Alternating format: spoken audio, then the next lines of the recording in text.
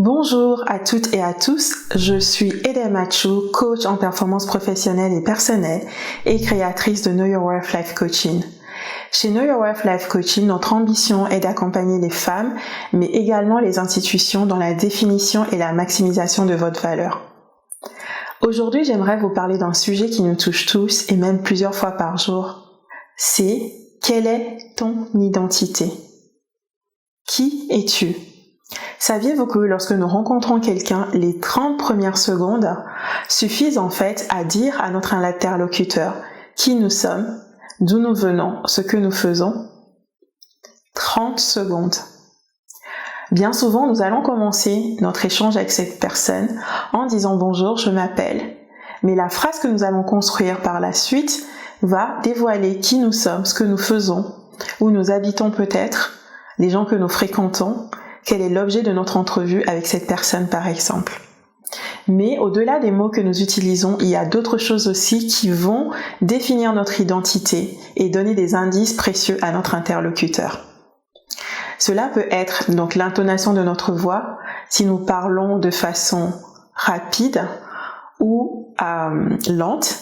Si l'intonation de notre voix est plutôt aiguë ou basse, cela peut démontrer que nous avons confiance en nous ou plutôt que nous nous sentons intimidés par la personne en face de nous. L'autre chose qui peut aussi dire qui nous sommes, c'est bien évidemment notre habillement. On dit bien souvent que l'habit ne fait pas le moine, mais c'est quand même quelque chose qui est important lorsque nous nous présentons aux autres. Est-ce que nous sommes plutôt tirés à 4 épingles ou nous nous sommes habillés de façon casual avec un jean, un t-shirt ou juste un chemisier? Les chaussures que nous portons, les bijoux que nous portons. Est-ce que nos ongles sont faits? Est-ce que nos ongles sont peints? Est-ce que notre visage est maquillé? Tout cela va dire aussi qui nous sommes. L'expression que nous utilisons, est-ce que nous utilisons un français soutenu ou plutôt un français courant? Ou est-ce que nous utilisons des mots qui démontrent que nous sommes un expert dans notre domaine par exemple? Toutes ces choses vont dire à notre interlocuteur qui nous sommes. Qui es-tu?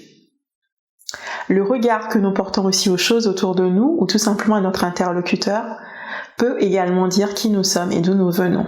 Dans certaines cultures, regarder les gens dans les yeux peut en fait être signe d'un manque de respect. Et à l'inverse, dans certaines cultures, cela peut passer lorsque l'on ne regarde pas les gens dans les yeux pour quelqu'un qui est fuyant, pour quelqu'un qui n'est pas franc, pour quelqu'un qui est en train de cacher quelque chose. Et même la poignée de main, la rigueur de la poignée de main que nous donnons à l'autre va dire qui nous sommes.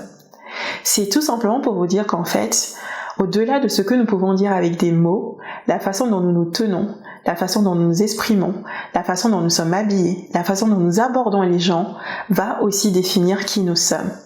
Et bien souvent, en fait, ce sont ces 30 premières secondes qui sont primordiales, qui vont laisser soit une bonne impression à la personne ou plutôt une mauvaise impression. Ces 30 premières secondes peuvent aussi créer de fortes amitiés par la suite ou être en fait source d'opportunités professionnelles ou d'opportunités d'affaires. Il est donc primordial de soigner la façon dont nous nous présentons aux autres.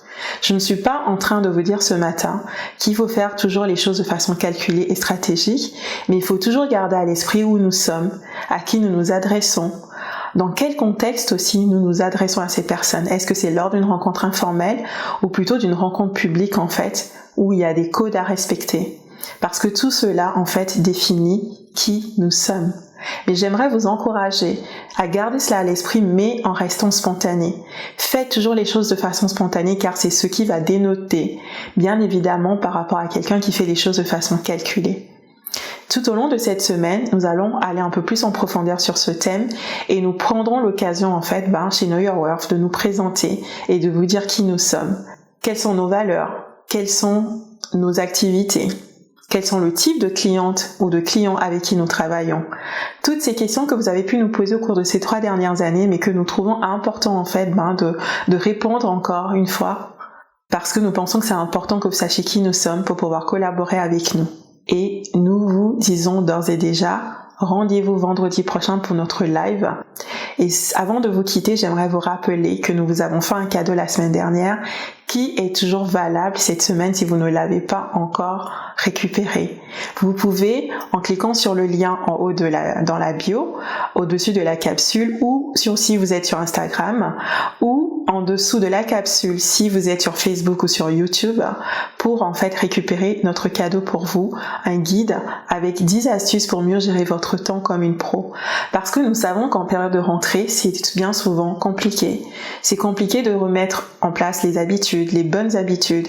C'est compliqué de faire coucher les enfants tôt. C'est compliqué de gérer notre travail, déposer les enfants à l'école, rappeler la nounou peut-être pour les garder un peu plus tard parce qu'on a une réunion tardive. Et donc nous espérons vraiment que les 10 astuces que nous avons mis dans ce guide vont vous apporter en fait des débuts de solutions pour être mieux organisé et mieux gérer votre temps, et tout cela en fait pour éviter les coups de stress. Et en attendant de vous retrouver vendredi soir pour notre live hebdomadaire, nous vous souhaitons une excellente semaine. À très bientôt, au revoir.